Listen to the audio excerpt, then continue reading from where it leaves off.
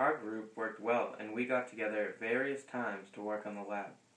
We each did a mini lab with each piece of the lab that we needed and took the best parts out of them to create our final lab together.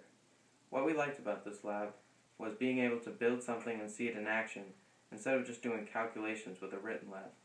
The only thing we didn't like about this lab was having to do a purpose and conclusion for each part of the lab because we felt like it would be better to just do one purpose with every purpose combined and one conclusion with every conclusion combined. The lab that everyone in the group could compare this lab to was the rocket lab that we had in 7th grade, where we made rockets and fired them into the field, but with no true reason behind it. In this lab we did calculations and actually determined how far they would go instead of just firing them for fun. It was also like a lab a few of us did in the 10th grade, where we basically did a few mini labs and put them into one big lab.